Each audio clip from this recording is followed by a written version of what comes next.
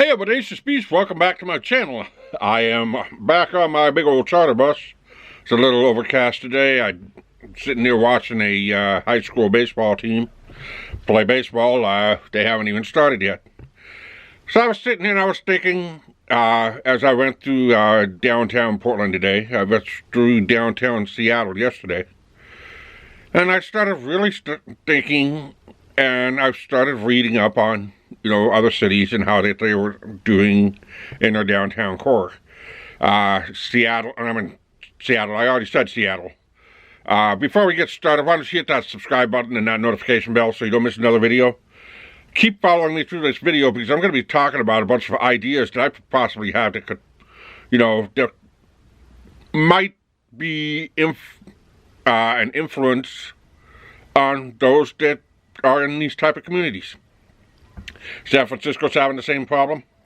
I've heard that Chicago's having the same problem. And it's all the same one. They're not getting businesses back in the downtown core. Now, we had two major events that happened back to back.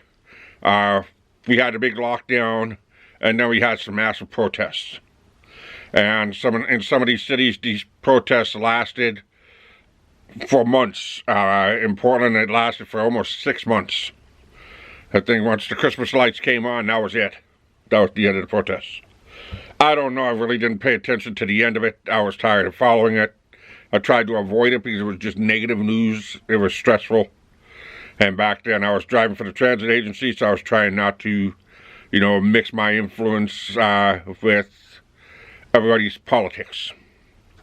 Now, I'll talk about politics later on, but not right now. It's not really a good topic to be able to discuss. It's not one of my strongest topics, and I leave it for somebody else. So, we're talking about the downtown core. And yeah, today a little bit of politics will be discussed in this, but it's just about city leaders that are not planning for revitalization. So, let's take the first piece of this, and it's, the first part of it was the lockdown. The lockdown forced everybody to stay home. Many people had 1, 2, maybe even 3 jobs. And all of a sudden they're shoved home. So, for example, for their 3 jobs, they may have done a cleaning service, they may have worked a fast food or a waitress or a bartender, and they worked in an office doing accounting. So they could be able to make ends meet everywhere. Now, in this time frame, the minimum wages all went up. Most states raised their minimum wage to $15 an hour. And that happened, I think we were within the year of that $15 an hour. I think the year before that, I think 2019, $15 an hour happened. I don't think it was 2020. I'll have to double check. It'll be in the description, and I'll make sure I verify that. But the $15 an hour in most cities happened. So, at the beginning, most people were getting paid something like, I think it was $6.35 or $7 something, and the minimum wage doubled. So, we had a lockdown, people were sent home. Most people that were like accountants or receptionists or data entry or did office jobs, well, after about a month, everybody started working from home. Okay. So, pardon. Piece of a granola bar. So, lockdown happened. Employers say, you're going to work from home. We're going to pay you your salary. We're going to pay you your your $15 an hour or $17 an hour or whatever they decided to pay them at that time. So they're working from home. No commute. Starbucks is shut down. Just about everything is shut down. So, no commute. No expenses from school. Kids had to stay home and they did online learning. And people actually started saving. Now, you just have the jokes around town that everybody was drinking wine and getting wasted and getting sloshed on the couch. But I would say that was probably maybe 10%. Some companies complained that productivity was actually down from people working at home, which it probably wasn't true at all either. I think it might have been about 25%. But in general, most people started saving. Most people that couldn't go and work that second job because restaurants and bars and daycares and doggy daycares and all that were all shut down.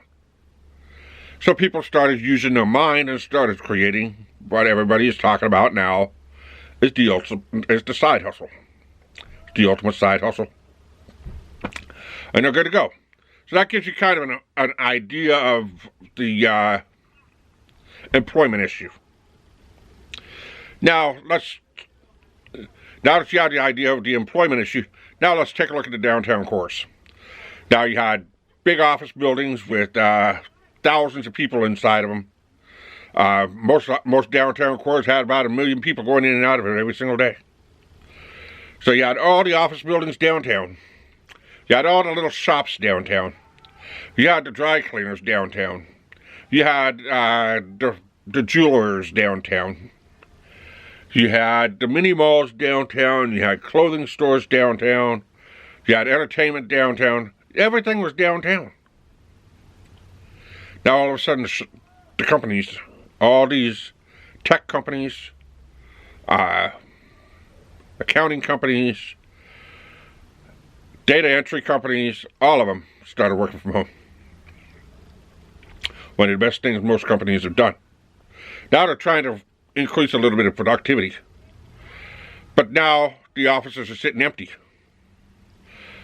And now they're saying, you know what, if I called them to a big conference room, did the pep talk, we could save some money. We'll give them a little bit of money just to pay their cable bill or whatever. We don't have to pay it.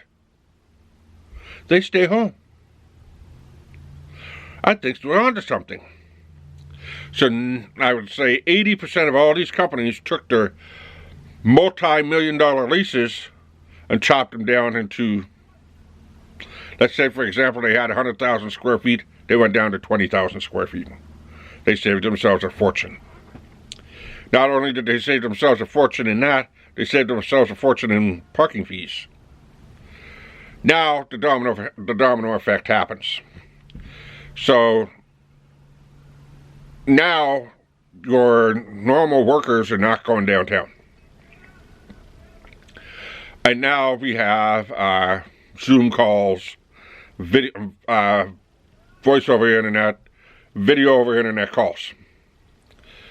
So other cities that had clients that were doing business with these companies all of a sudden started using Zoom calls so that they can actually do business online without even the person showing up.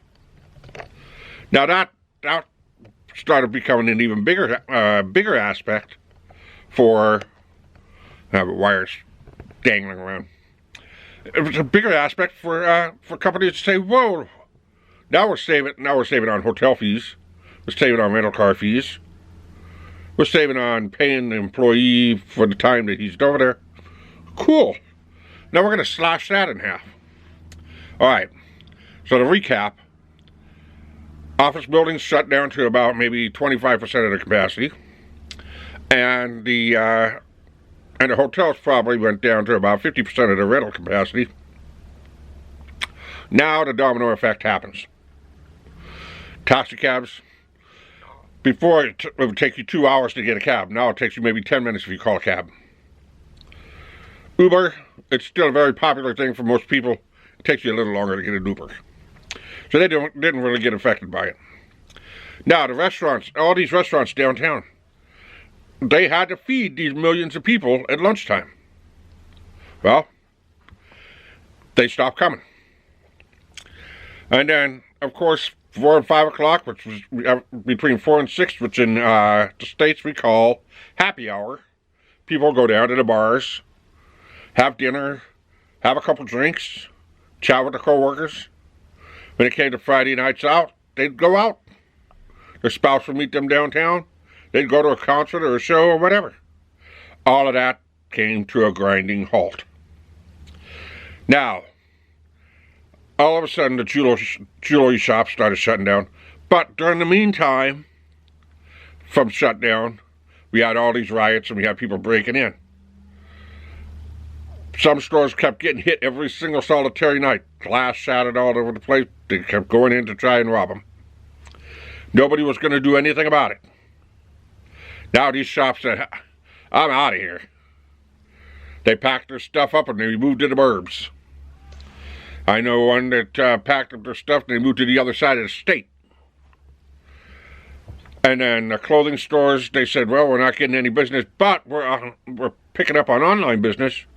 We're going to move back to the garage. They said, I'm out of here. Now you had all kinds of really good restaurants. You had some startups. You had some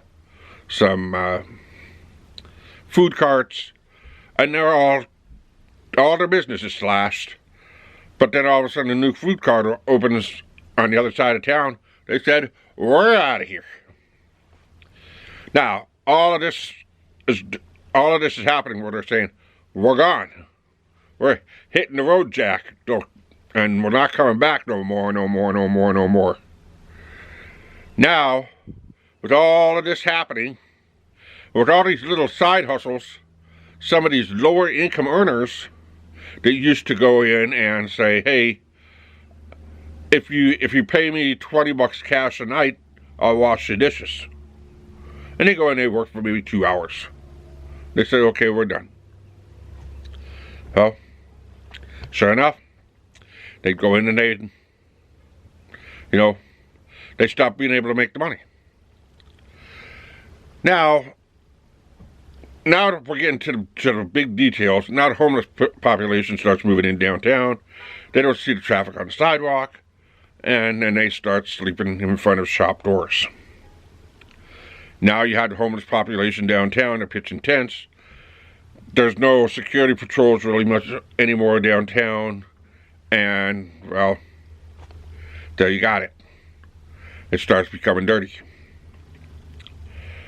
Now that it starts becoming dirty, and all the stuff from the protests and the homeless people sleeping on the streets, and now all of a sudden with all this news reporting going on, well, here's what happened. People say downtown's not a safe place to go anymore. They stopped going downtown to go and hang out, to go out and have dinner, to catch a show. It's not happening. So now downtown doesn't work anymore. How can they fix it? Well, they have to realize that office space is not going to be filled anytime in the foreseeable decade. It won't. It will not. You'll see empty office buildings for a long time. So how are they going to fix it? Well, most cities, number one, have a shortage of hotels for people to stay in. Maybe start converting half of these buildings into a hotel.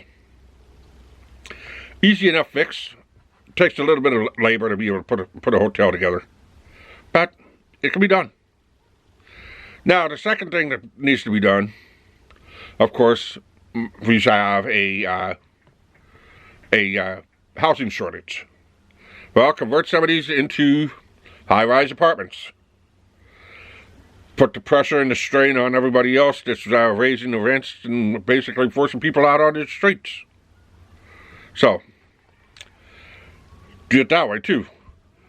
Also, open your eyes and look and see the DIY community, which is the new mom and pop, selling all their stuff online, needs a space to create. So make an apartment that's attached to a workspace studio. Wait a minute. Why don't anybody even think of that? It used to be done. It used to be done years ago when you saw this huge shopping mall, a corner store, and you see the little apartments on the top. Years ago, half the employees and the family would live up on top, and they'd go and work at the store. Save a ton of money. It's rather cheap, but it got the job done. So that's pretty much what I'm thinking that needs to be done, is the working demographics in the downtown cores need to change before you can bring people back. You need to bring the living life into the core. Bring the living life into the core, you bring the mom and pop into the core, you bring the crafters into the core, you might be able to bring the core back to life. But as far as the large corporations, it ain't gonna happen. They've downsized their office spaces, they keep their employees home, they don't have to worry about it. They don't have to worry about the office drama. It's true. They don't have to worry about office drama. They don't have to worry about the manager just breathing down the back of their neck. Right now they're trying to come up with spy software, and that's really, really hard to do, because now you start going into invasion of privacy, especially when somebody's working from home. So that's really not going to happen in the foreseeable future. However, they may end up with smaller satellite offices to where they'll have to go and do shared workspace at a satellite office twice a week. And that's easier to be done. So what other ideas would you guys have to be able to revitalize the downtown core? Oh yeah, and by the way, then you can start adding entertainment into the mix, because, well, like I said in another video that I did about Friday nights dead. There's nothing. Bring the arcades back down there. Bring the movie theaters back down there. Bring the mini golf back down there. Bring all the things back down there that people used to love and to do, and the nightclubs, and they'll start coming. We hope. If you have any ideas of how they can be able to revitalize the downtown core, drop it in the comment section below. I'd love to read it, because, you know, I'd like to actually do an even more in-detailed multi-part series. And if I see a comment in the comment section below that can actually really work with what I want to do, I'll make sure that you get credit, and then we'll make a good video out of it. So, please like the video, hit the subscribe button, hit the notification bell, tell your family and friends, and please keep on rocking.